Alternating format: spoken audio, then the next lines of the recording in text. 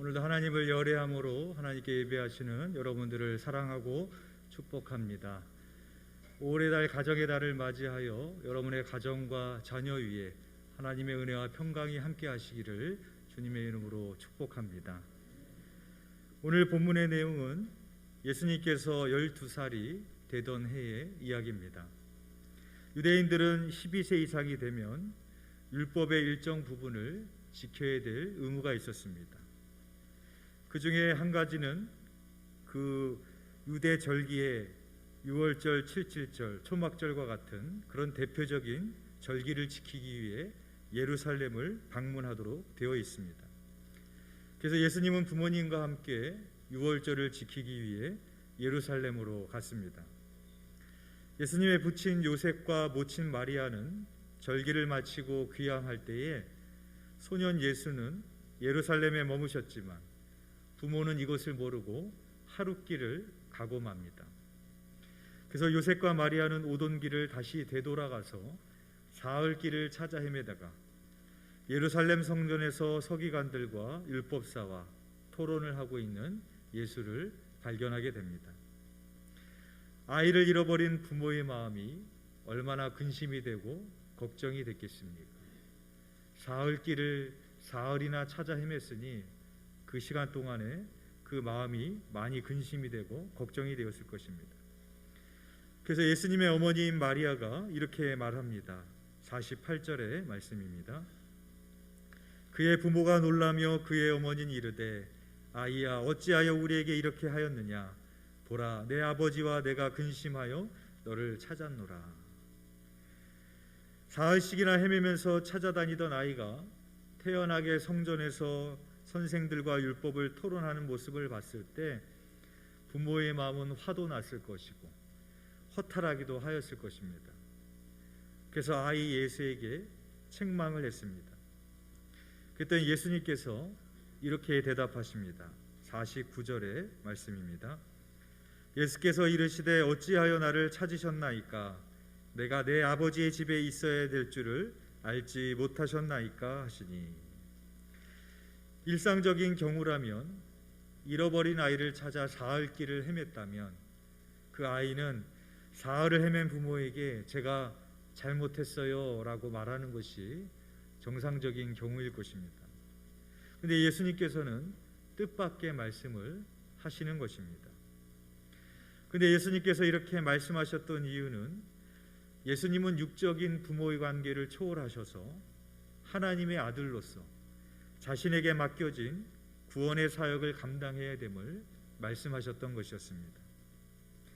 그러나 예수님의 부모는 예수님이 하신 말씀이 어떤 의미인지를 깨닫지 못했습니다. 그러나 51절에 보면은 이렇게 기록하고 있습니다. 예수께서 함께 내려가사 나사렛에 이르러 순종하여 받드시더라. 그 어머니는 이 모든 말을 마음에 두니라. 그 어머니는 이 모든 말을 마음에 두었다라고 기록하고 있습니다. 비록 예수님의 어머니인 마리아는 예수님이 하신 말씀의 의미를 깨닫진 못했지만 그냥 흘려들은 것이 아니라 그 모든 말을 마음에 두었다라는 것입니다. 여러분은 자녀들의 말을 마음에 담으십니까? 만일 제가 예수님의 부모였다면 이런 상황이라면 엉뚱한 소리를 하고 있는 아들을 혼내거나 아들이 하는 말을 귀담아 듣지 않고 그냥 흘려 들었을지 모르겠습니다. 그런데 예수님의 어머니는 그렇게 하지 않았다라는 것입니다. 또한 여기서 모든 말에 보면 이 말이라는 단어 앞에 숫자 2가 적혀 있습니다. 여러분 성경 밑으로 내려가 보시면 주해가 달려 있는데 또는 이를이라고 되어 있습니다. 그러니까 마리아는 아들 예수의 말뿐만 아니라 모든 일을 마음에 두었다라는 것입니다. 가끔 제 아내가 저에게 이렇게 물을 때가 있습니다.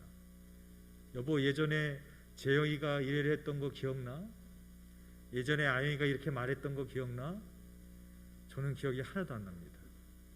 그런데 엄마는 그것을 다 기억하고 있더라고요. 어머니 마리아도 아들의 모든 것을 다 다 마음에 담아두는 그런 어머니였습니다. 어머니 마리아가 아들의 일을 마음에 새기기 시작한 것은 이때가 처음이 아니었습니다. 여러분 성경을 앞으로 한 장만 넘겨보시면 누가복음 2장 19절 말씀 우리 같이 한번 읽어보겠습니다. 시작. 마리아는 이 모든 말을 마음에 새기어 생각하니라. 여기서 이 모든 말은 무엇인가? 아기 예수의 탄생 소식을 들었던 목자들은 마리아와 요셉과 구유에 누인 아기 예수를 찾아가서 천사가 자기에게 증언한 것을 전하였습니다. 이 말을 들은 마리아가 이 모든 말을 마음에 새기고 생각했다라고 기록하고 있는 것입니다. 처음부터 어머니 마리아는 아들에 관한 모든 것을 하나도 빠짐없이 마음에 새기고 마음에 두었습니다. 천사 가브리엘이 마리아에게 수태고지를 할 때도, 엘리사벳과 복중에 있던 아기가 마리아의 뱃속에 있던 아기 예수를 알아볼 때도, 목자들이 천사들에게 들었던 말을 전할 때도, 그리고 예수님께서 성전에서 그 말을 하실 때도 어머니 마리아는 그 어느 하나도 흘려들지 아니하고 그 모든 것을 마음에 두고 새기고 생각을 했습니다. 또한 마음에 두니라라는 그런 원문의 의미는 여러 조각을 합친다라는 그런 의미를 가지고 있습니다. 따라서 어머니 마리아는 아들 예수를 볼 때 부분적으로 보지 않았다라는 것입니다. 모든 부분을 전체적으로 보고 마음에 두고 기도하며 이해하려고 애썼다라는 것입니다. 지혜롭고 현명한 부모는 어떤 부모인가? 자기의 자녀를 부분으로만 보는 것이 아닙니다. 한 부분만 보며 그 아이의 모자란 부분만 보는 것이 아니라, 비뚤어진 부분만 보는 것이 아니라, 잘난 것만 보는 것이 아니라 모든 부분을 다 보는 것입니다. 그리고 그것을 내 마음속에 품는 사람입니다. 자녀의 한 부분만 보는 것이 아니라 자녀의 출생부터 성장 과정, 자녀가 했던 말, 자녀의 꿈, 자녀의 성향, 자녀의 표정 하나, 자녀들이 행복했던 순간들, 그 모든 것을 마음에 품고 그것을 담아두고 새기며 하나님의 뜻을 생각하며 기도하는 부모가 지혜로운 부모입니다.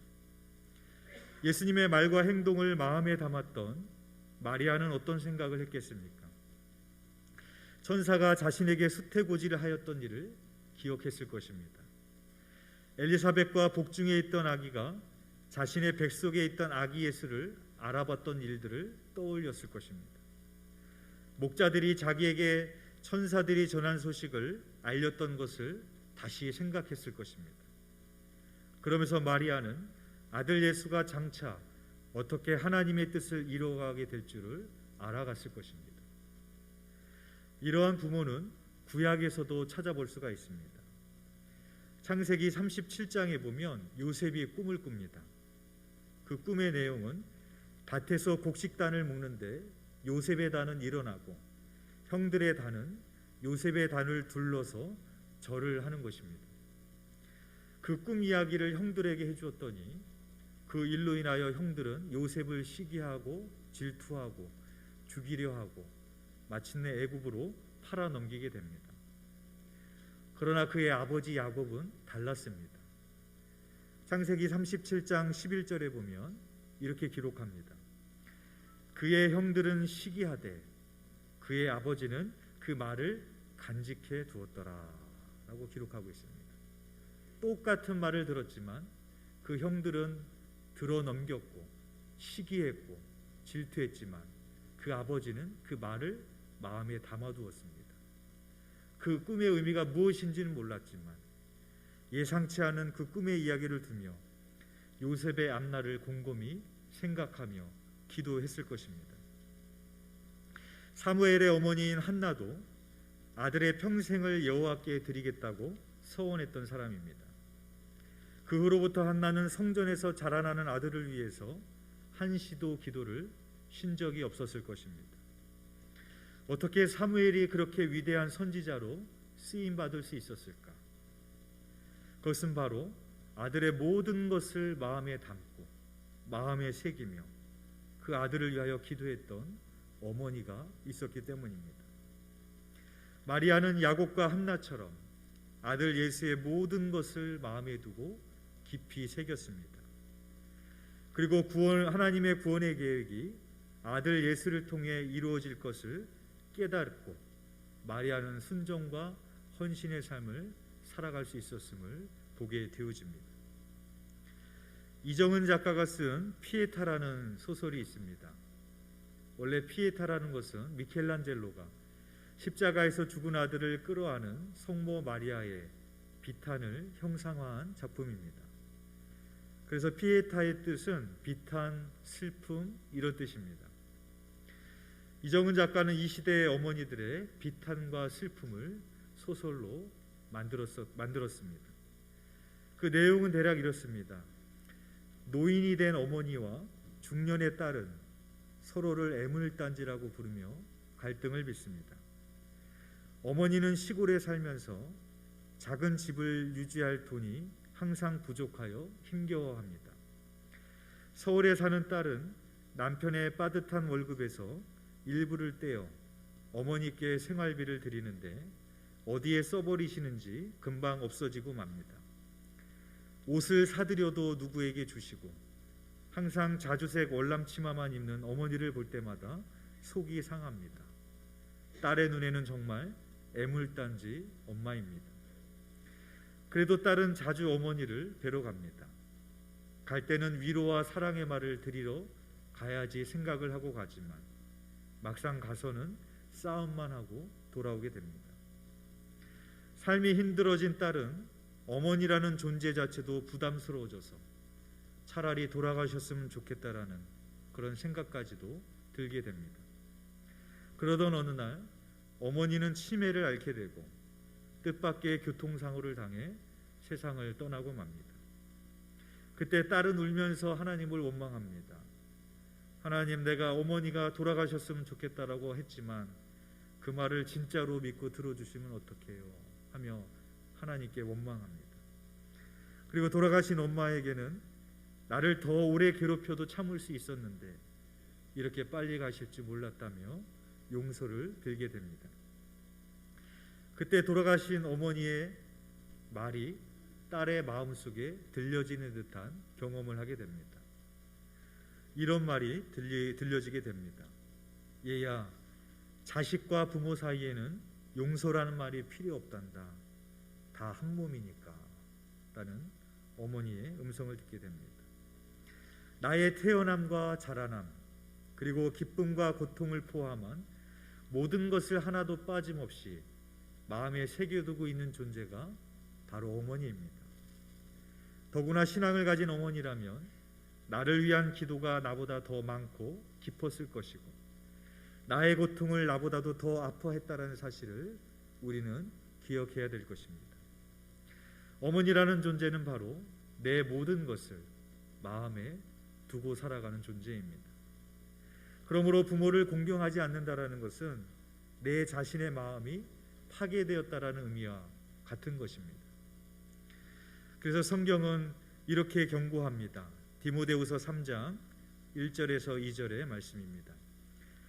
너는 이것을 알라. 말세에 고통하는 때가 이르러 사람들이 자기를 사랑하며 돈을 사랑하며 자랑하며 교만하며 비방하여 부모를 거역하여 감사하지 아니하며 거룩하지 아니하며. 말세에 나타나는 현상 중에 사람들이 다 자기를 사랑하고 돈을 사랑하고 부모를 거역하고 감사하지 않는다라고 그 말세의 현상을 성경이 그렇게 기록하고 있습니다. 솔로몬은 잠언에서 부모를 공경할 것에 대해서 여러 차례 강조를 합니다. 잠언 23장 22절에 보면 너를 낳은 아비에게 청종하고 내 늙은 어미를 경히 여기지 말지니라. 잠언 23, 25절에도 내 부모를 즐겁게 하며 너를 낳은 어미를 기쁘게 하라 라고 말합니다. 그리고 잠언 23장 26절에 보면 이렇게 말합니다. 내 아들아 내 마음을 내게 주며 내 눈으로 내 길을 즐거워할지어다. 이 26절에 보면 부모가 자녀들에게 원하는 게 있습니다. 그것은 무엇인가 하면 내 아들아 내 마음을 내게 주며 라고 말합니다. 부모가 원하는 것은 뭐냐?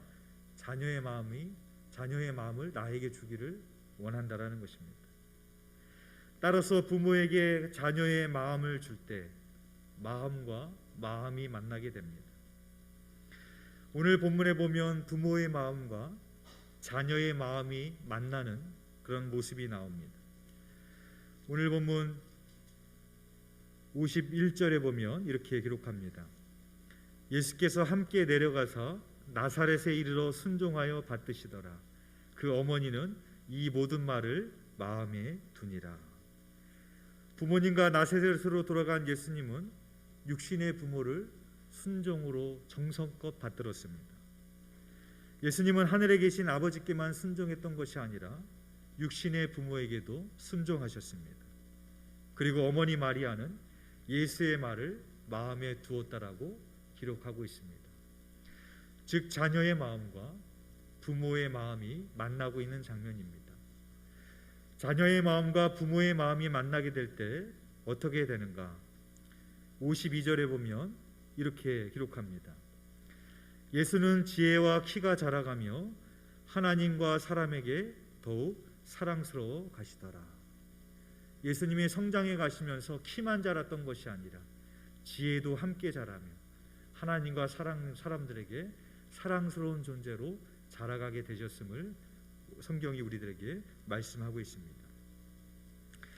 사복음서 중에서 유일하게 예수님의 유년기를 기록하는 것이 누가복음입니다. 성경에서 예수님의 유년기를 딱 한 군데에서만 기록하고 있는데 오늘 본문입니다. 다른 데서는 말하고 있지 않습니다. 그렇다면 누가는 왜 예수님의 유년기를 누가는 기록했을까? 그것은 바로 예수님의 성장 과정에서 어머니의 마리아의 역할이 얼마나 중요했음을 우리들에게 보여주기 위함인 것입니다. 잠언 14장 1절 말씀에 보면 이렇게 말합니다. 지혜로운 여인은 자기 집을 세우되 미련한 여인은 자기 손으로 그것을 허느니라 라고 말을 합니다. 여러분, 이 말을 하고 있는 솔로몬은 3000년 전의 절대 군주였습니다. 절대 권력, 절대 군사력 다 자기 손 안에 있었습니다. 내 말 한마디라면 모든 것을 세울 수도 있고 모든 것을 허물 수도 있었던 힘을 가진 사람이 솔로몬이었습니다. 근데 그 솔로몬이 이렇게 말하지 않았습니다. 내 말 한마디로 내 집안이 바로 서더라. 그렇게 말하지 않습니다. 솔로몬은 모든 것이 어머니에게 달려있다라고 그렇게 말을 하고 있습니다. 잠언은 지혜의 책입니다. 지혜의 책이 이렇게 끝이 납니다. 잠언 31장 30절에서 31절입니다. 고운 것도 거짓되고 아름다운 것도 헛되나 오직 여호와를 경외하는 여자는 칭찬을 받을 것이라. 그 손의 열매가 그에게로 돌아갈 것이요 그 행한 일로 말미암아 성문에서 칭찬을 받으리라. 지혜의 책이 뜬금없이 여자의 이야기로 끝이 납니다. 왜 그렇겠습니까? 그만큼 어머니의 역할이 중요하다라는 것입니다. 성경에서 특별한 경우가 아니고서는 여자의 이름을 잘 기록하지 않습니다. 그런데 열왕기서와 역대서를 보면 왕들의 이름이 나올 때마다 그 어머니의 이름을 기록하고 있습니다. 무엇을 말하는 겁니까? 미련한 어머니 밑에서 난 자식들은 설사 왕이 되어도 형편없는 사람이 되었다라는 겁니다. 그러나 지혜로운 어머니 밑에서 난 자식은 왕이 되었을 때 하나님의 뜻대로 행했음을 성경이 우리들에게 보여주고 있는 것입니다. 그래서 왕들의 어머니 이름이 밝혀지고 있는 것입니다. 우리는 부모만 자녀를 바른 길로 인도한다라고 생각하기 쉽습니다. 그러나 그렇지 않습니다. 저희 아이들이 오래전에 저에게 정말로 뼈를 때리는 듯한 말을 한 적이 있습니다. 제가 그 말을 들었을 때 아휴, 저 어리고 철없는 애들이 하는 소리인데 하면서 그냥 흘려버렸다면, 아니면 이놈들이 부모한테 못하는 소리가 없네 하고 윽박질렀다면, 그 말은 저에게 아무런 영향을 주지 못했을 것입니다. 그러나 저는 오늘날까지 그 말을 제 마음에 두고 새기고 있습니다. 그 자녀의 말을 부모가 마음에 두고 새길 때 부모도 그 자녀로 인하여서 잘못된 길을 갈 수가 없습니다. 그 자녀의 행동과 말을 마음에 품고 있을 때 부모도 잘못된 길로 어긋날 길로 갈 수 없음을 보게 되어지는 것입니다. 따라서 부모만 자녀를 올바른 길로 인도하는 게 아닙니다. 자녀도 부모를 올바른 길로 인도할 수 있습니다. 바로 그 자녀의 모든 것을 마음에 품고 있는 사람은 그 자녀로 인하여 바른 길을 걸어가게 됩니다. 여러분 바라기는 예수님의 어머니인 마리아처럼 자녀의 모든 것을 마음에 담아두고 생각하고 자녀들을 위하여 기도하며 그 가정을 세워가시는 지혜로운 부모가 되시기를 주님의 이름으로 축원드리겠습니다. 기도드리겠습니다.